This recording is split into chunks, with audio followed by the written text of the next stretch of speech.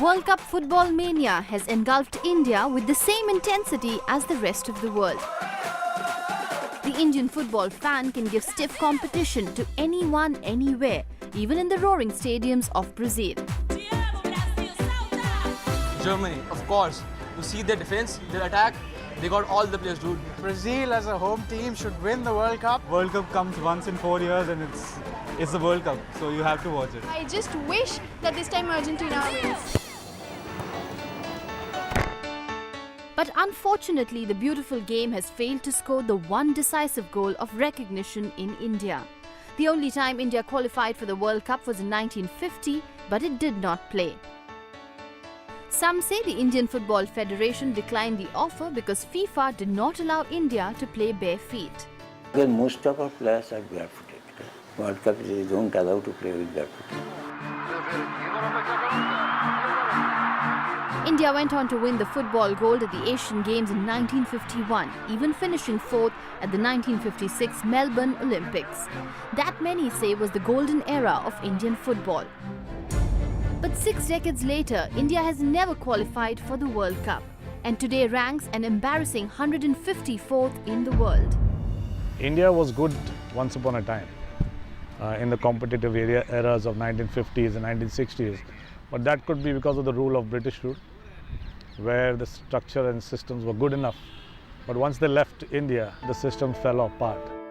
The saddest thing is, I think, when it comes to taking football overall is the state association, district associations. I think who has to be really focused on working at not just grassroots but reaching out to the rural areas or to to each and every part of India. The name of the game. Football! The name of the game. Football! 1.2 billion people, thousands of fanatical fans, and yet hardly any football academies. The Tata Football Academy that gave India some of its top footballers is now a shadow of its past. But it still remains one of the few residential football academies that coach and groom young footballers to become professional players.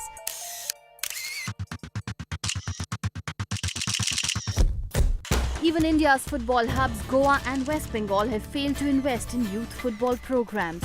Goa's most popular football clubs, Dempo, Salgaonkar and Sporting Club de Goa, have no residential academies and lack basic infrastructure. Some don't even have a ground of their own to prepare their teams. Land requirement of at least 1.5 lakh to 2 lakh square meters, which Goa being a small state and densely populated, we're finding it a difficulty. So in case we have moved a proposal to the government, in case government comes forward with a grant of land, we'll immediately do it. In India today, not a single, I think, club, maybe just one or two, would own their own infrastructure in terms of training facilities. Many argue that the clubs spend most of their money on the salaries of foreign players, leaving little for infrastructure or to develop young local talent. 95% of the budgets are spent on the player's salary. So what is left for your growth of youth development or grassroots or infrastructure? Absolutely nothing. Because that is a need. If you look at a foreign club, they say between 60 to 70% is the budget for the players. The rest 20 to 30% is for infrastructure, the youth development and the grassroots. Because from the grassroots and youth development you can save on your players' budget because you're getting your own player or own factory is created amongst the players. Move. Pass. Gavin Araujo is 30 and coaches Dempo's youth teams. Last 30, come on. Gavin himself was captain of Goa but then gave up the game in his prime at 24. He feels he could have played better and for longer had he been groomed and coached from a younger age. But the lack of talent scouting and youth development programs in our country have shattered the dreams of many like Gavin. Actually, we should have started really earlier. 14 was too late for me. And maybe that's why my quality was limited and I decided it was not very good enough to make it to the top. Maybe because I stopped playing at the age of 24. I regret as well as blessing in disguise maybe because till today I'm involved with football. Quick, make it up! Even today, as he coaches young talent, Gavin can't practice what he believes in. Move, spread. Spread out. Dempo trains its youth teams only seasonally and not round the year. But Gavin does hope to open his own academy someday and give youngsters a better shot at the game. When I was 9 years old, I remember watching 86 World Cup with my dad. That was the first time he bought color TV for us. And I still remember those matches when Brazil played France and Brazil lost. Those were the key moments in my life when I just went crazy for football. And after that, it was all football. I never looked back. Till today, I'm just living my life of football. Miles from Goa, the situation equally grim at the home of Indian football, West Bengal. These crumbling galleries from where lakhs of Mohammedan Sporting supporters once cheered are symbolic of all that has gone wrong. Mohammedan Sporting once won the Calcutta Football League 5 times in a row. Today the club languishes in Indian League's second division. Not a single match played in its own stadium for years now owing to the infrastructure collapse. Former stars feel there is no chance of revival. So far as this club is concerned, there is a poor administration. I don't know what they do with the money. Mohammedan Sporting Club and Mohammedan Sporting Ground, you will not find at least one proof where money is spent. The situation is not much better at the other Kolkata biggie, Mohun Bagan, which many feel has resisted change owing to its conservative club management. Mohun Bagan too spends most of its budget on its main team, investing little on the future. What I'm trying to basically get at is once you get that extra fund, you need to invest wisely. Some of the other way of doing it, and it is happening in Indian football now, is that you're being forced to do it. So the AIFF has started a club licensing system by which you need to fulfill certain criteria to be eligible to play in the I-League top tier and the Federation Cup, the AIFF tournaments. If this effort continues, it will take some time for its impact to be felt. However, East Bengal has done it differently. A state-of-the-art gym for its players includes ice bath tubs, jacuzzis and a proper dressing room. East Bengal fans now get to use these renovated galleries. There is now even club memorabilia to keep the supporters excited. I agree that we should have started this kind of thinking long ago. Better late than never. But our grudge is against the governments both at the centre and the state who did little to support us. Else, we would have been much better placed at the Asian level. Another problem is the fact that all the big Kolkata clubs use land that belongs to the armed forces. Even minor infrastructure changes involve multiple permissions and red tape. Yet the Bengal government says these clubs have never approached the state for land. If they could have been interested to go to Rajarhat and somewhere else, the government could have put a thought on it. They enjoy the advantage to be in the city because everything is in the close vicinity.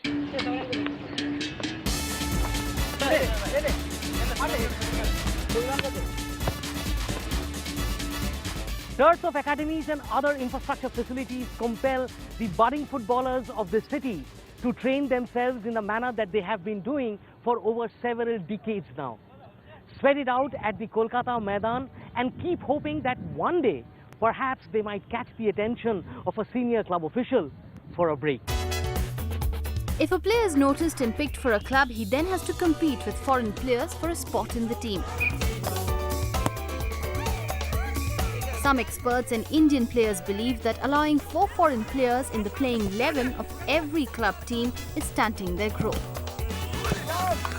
We need to less the foreign players. I think we need to give more opportunity to the Indian players. That if Indian players playing in a striker and if a foreigner plays, we don't have an advantage. I can't see anyone. It's because I-League second division, we have foreigners occupying the positions of strikers, which is the base of the Goan armies of the Indian football, where you can identify strikers for the country.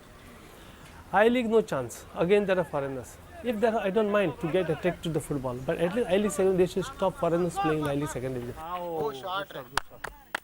If there is a good striker who is as good as a foreigner, I will always prefer to take local youth. But why we have to take, most clubs also take strikers, where without scoring a goal you can't win also. What football club owners seem to miss is that unless they develop football at the grassroots, world-class Indian players will simply not emerge. Yes, we have talented players in India, but the talented players are not identified, not supported and not guided rightly. No matter how talented you are, you lose out, and maybe we're losing. Maybe you've never spotted some of the best Messis and Cristiano Ronaldo, which must have been born in India.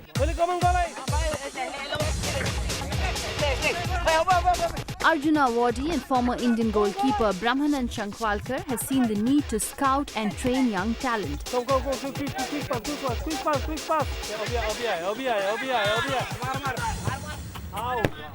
Administrator at the Sessa Football Academy, Goa's only residential football academy, Shankwalkar has uncovered and groomed a lot of youngsters from Goan villages and towns. We should have at least 8 to 10 academies. This I said we belong back. And the kids from 8 to onwards, okay, it depends on the parents how they come out forward to encourage a child in the academy. Okay, and then the next thing is that besides training, we got to get his exposures with those countries abroad for these kids. Boys join Sessa at the age of 14 for a 4-year training program. Their stay, diet, coaching and studies all taken care of. Mark was spotted by Brahmanand during trials. His mother is delighted that her son's passion now gets all the support it deserves. They made us play, and after this, Brahmanand saw me playing, so he called me and he asked me my phone number and everything. He told me to fill the prospectus from Sirsai. So from there I did it and I came. Today Mark is one of Sessa's brightest prospects and has played the Under-16 tournament at the state level. The academy has produced no less than 5 national players till date. The hope is that the Under-17 Football World Cup to be hosted in Goa in 2017 will give Indian football the next big boost that it so badly needs.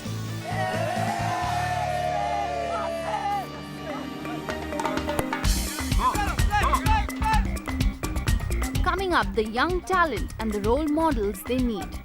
The society, the top who are become a role model, they should get back. They must go back to the ground level. India does not have that much good quality, but I think so when years will pass, then India can go ahead.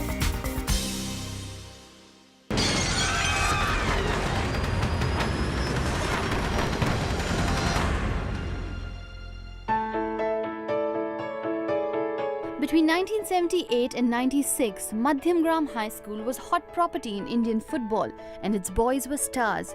This government school in North Kolkata won the Subrato Cup, the country's top junior football tournament, 7 times.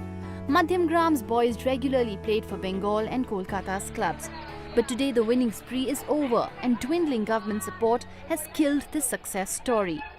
সামাজিক পরিকাঠামোর তো একটা সমস্যা বললামই supply line Besides the infrastructural problems, we are now facing crisis of talented children in this game. It's also been long since we last had success at the national level, and that has brought in a fatigue in the team. But we hope to overcome all that and regain the title. 41-year-old Dilip Das is today a labourer at a toy factory, earning just 6,500 rupees a month. But in 1988, Dilip was the captain of the Madhyamgram High School side that won the Subrato Cup. Dilip himself was in the reckoning for a place in the Indian team. But lack of financial support when he was hit by an injury forced Dilip to quit the game. I dreamt of wearing the blue blazer of the Indian team and travelling in aeroplanes to play for my country. You can imagine how it feels when you devote 28 years of your life to the game and you end up in a place like this. I think this is a failure of the system.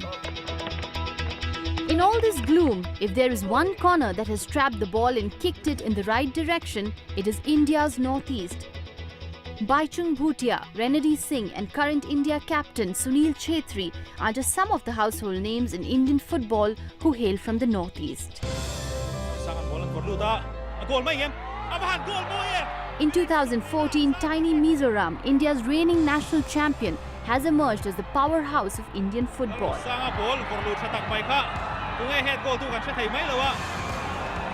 And one reason behind Mizoram's success is their own the Mizoram Premier League, played under floodlights. Mizoram, Manipur, Meghalaya has always had a big success stories in terms of football. You know, you need to look at Mizoram Football Association and the person named Tete, who is a general secretary. I think the kind of dedication and kind of time he spends and tries to, you know, popularize the game and bring the game forward and give opportunities and bring in, you know, the competition talent forward. Also under the spotlight are the boys of Lajong FC in Shillong. They've hopped, skipped and jumped into the hearts of Indian football fans in just a few years. Now their owners want to enter the upcoming Indian Super League as Northeast United FC. And providing the star power in this venture is John Abraham. I've always had a fascination with football, and I always believe that Northeast has been a strong force to reckon with where football is concerned. 70% of the players in the under-19 team come out of one team, that's Lajong. Celebs and top businessmen have picked up franchises in the Indian Super League that will play out like cricket's IPL. The Kolkata club has tied up with 2014 Spanish League champions Atletico de Madrid. The hope is that a high-profile, professionally managed, packaged and marketed ISL will be a success. The model in itself is no reason for its success. It's really how we get the right people together, how we are able to create the right funding structure to it, and therefore a viability structure also. And then how do we create excitement around it? If successful, football administrators say the ISL could merge with the I-League in the future to give India the strong football league it has been waiting for. If the franchisee clubs really sets an example for them, then the standard of I-League would improve, and then it will not be required to have a separate ISL for the better managed clubs and to have an I-League for the poorly managed clubs. With known faces and corporates picking up stakes in football, administrators are now planning to push for quality TV coverage, hoping that sponsors will follow. I think one of the problems Indian football suffers from, nobody has effectively tried to market football. Clubs have to market, the All India Football Federation have to market, the television channels who are investing have to market, the state association have to market, and if you market the game together, I think there is enough in it to make it big in television. Reflecting the new professionalism in club football is Pune FC. Owned by the Ashok Piramal Group, Pune FC runs an academy for its junior and senior teams. Formation and strategy. Ranjan Chaudhary, a specialist in youth development programs, heads the academy and scouts for talent from across the country. We need an academy with a scientific approach. We need lots of grassroots program, or modern grassroots training program based on the very scientific implementation. And you cannot with the technical abilities under pressure, because if you don't train properly from at the age of 8 years or 6 years, at the age of 19 years, you cannot. Pranav Kale is Pune FC's budding star. Training for football since he was 8, at 11 Pranav has already played in inter-city football tournaments. He's also among a handful of kids from India who've been selected to train at Manchester United and meet its star players. We went to Carrington, the training ground of Manchester United. There we saw the training of the first 11. Then we went in a passage and took their autograph. My highest juggling score is 211. It was not a competition, but the senior boys cannot do that much, and I know it. Confident about playing professional football in the future, Pranav says he feels bad that India hasn't made it to the World Cup ever, but hopes that his generation will turn things around. India does not have that much good quality, but I think so when years will pass, then India can go ahead. Spirited and talented youngsters like Pranav need homegrown role models to inspire them to excel. But India's most successful players have not quite been able to excite Gen Next about football. most of them in Europe, their fame, their strength, their hungerness, their performing that vibration, they give back to the society, maintain that, or do it little higher. So I prefer the society, the tops who are they become a role model, they should give back. They must go back to the ground level, work with them. In gullies, maidans and in school fields, every Indian kid loves the game of football. Indian fans follow every edition of the World Cup, and yet this love has never translated on the big stage. Until the game is better managed, until talent is truly nurtured, until those in charge invest in football infrastructure and build a genuine football culture, India's football dreams will remain just dreams. Go, go, go, keep pass.